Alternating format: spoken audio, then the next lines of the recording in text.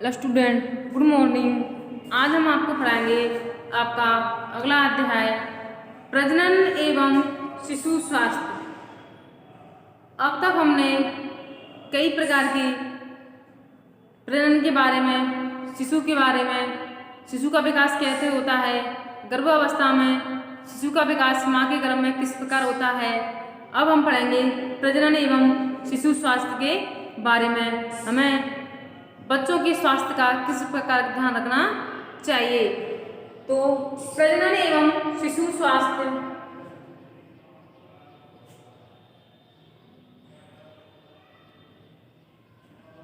Reproductive and child health. प्रजनन किसे कहते हैं? सजीव प्राणी अपने समान संतान उत्पन्न करना ही प्रजनन कहलाता है। प्रजनन एवं शिशु स्वास्थ्य को जानने के लिए पहले हम स्वास्थ्य के बारे में आपको कुछ बताते हैं। आपने एक कहावत सुनी होगी, पहला सुख निरोगी काया, यानी स्वस्थ शरीर में ही स्वस्थ मस्तिष्क का विकास होता है। यानी हमारा शरीर स्वस्थ है तो हम किसी प्रकार के कार्य को हम कर सकते हैं तथा वह एक प्रकार का अमूल्य धन माना जाता है। Healthy mind reside in a healthy body, यह कहावत 100% सत्य मानी जाती है। अगर कोई व्यक्ति बीमार होता है, अस्वस्थ होता है, तो केवल अपने भविष्य के कई प्रकार के कुविचारों से सोचकर बेचैन होने लगता है। वह स्वभाव से क्रोधी, चिड़चिड़ा तथा निराश उदास रहने लगता है। अतः हमें प्रत्येक व्यक्ति के स्वास्थ्य का, अपने स्वास्थ्य का ध्यान रखना चाहिए। इसका प्राय केवल शारीरिक स्वास्थ्य से नहीं है। स्वास्थ्य से तात्पर्य होता है व्यक्ति शारीरिक, मानसिक, बौद्धिक, संवेगात्मक, वह सभी प्रकार से स्वस्थ होना चाहिए ताकि अपने भविष्य के बारे में अपना वह सर्वांगीण विकास कर सके। क्योंकि बच्चे हैं जो देश का एक अमूल्य निधि माने जाते हैं। शारीरिक स्वास्थ्य कोई महत्व ना देकर व्यक्ति के मनोवैज्ञानिक, मानसिक, धार्मिक, आध्यात्मिक, सामाजिक तथा प्रजनन, लैंगिक संबंधी सभी प्रकार के स्वास्थ्य का ध्यान रखना चाहिए। अब हम आपको बताएंगे स्वास्थ्य की परिभाषा। स्वास्थ्य की परिभाषा है विश्व स्वास्थ्य संगठन के अनुसार WHO, World Health Organization, WHO के अनुसार स्वास्थ्य की परिभाषा क्या है?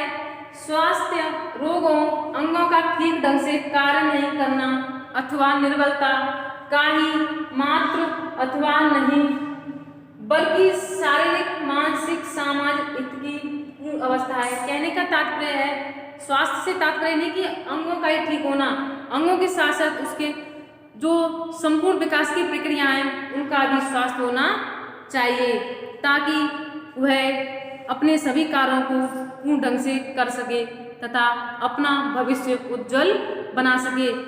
नेक्स्ट परिभाषा है वेबस्टर के शब्दों में, स्वास्थ्य शरीर, मन या आत्मा में स्वस्थता की अवस्था है जिसमें व्यक्ति किसी प्रकार की शारीरिक रोग या पीड़ा नहीं होनी चाहिए।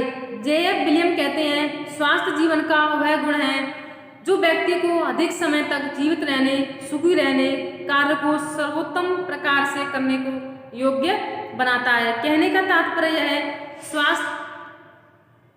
जो व्यक्ति स्वस्थ होता है तो उसमें कौन कौन से गुण होने चाहिए।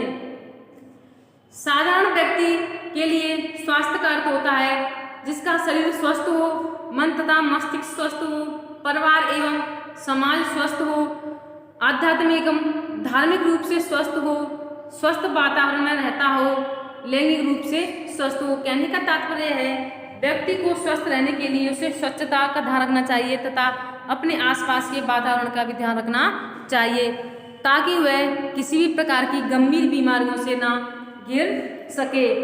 लेकिन आध्यात्मिक एवं लैंगिक स्वास्थ्य का आज के समय बिल्कुल ध्यान नहीं दिया जाता है। दोनों की अस्वस्थता एवं समाज में कई प्रकार की कुरीतियां फैलती हैं, जैसे भ्रष्टाचार, बलात्कार, हिंसा, आगजनी, मारपीट, धार्मिक असहिष्णुता उत्पन्न करती हैं। अब हम पढ़ेंगे प्रजनन स्वास्थ्य के बारे में।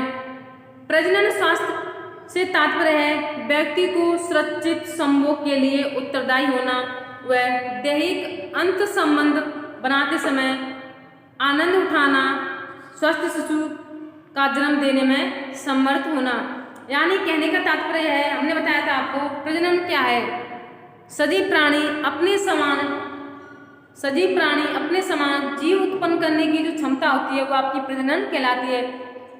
अपनी संतति को बनाए रखने के लिए दंपति को दोनों को ही स्वस्थ होना चाहिए।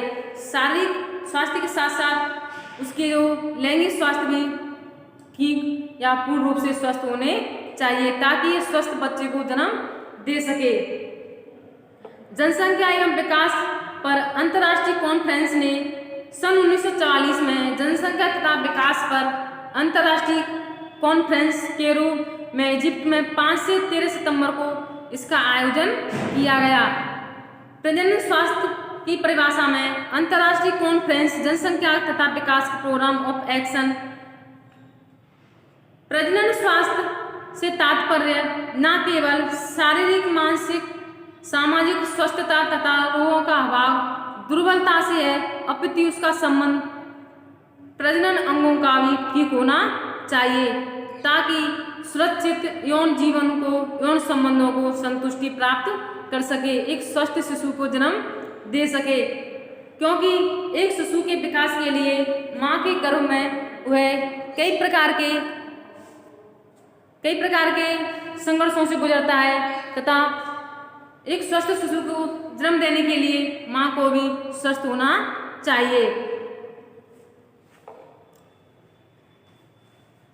इसके लिए हमें मातृ मृत्यु दर में कमी लानी चाहिए, परिवार नियोजन होना चाहिए तथा प्रजनन तथा लैंगिक स्वास्थ्य सेवाओं को भी बढ़ाना चाहिए ताकि स्वस्थ बच्चे का जन्म हो सके तथा लैंगिक स्वास्थ्य गर्भावस्था में कई प्रकार के जो खतरनाक संकेत हैं उनके प्रति सचेत रहना चाहिए।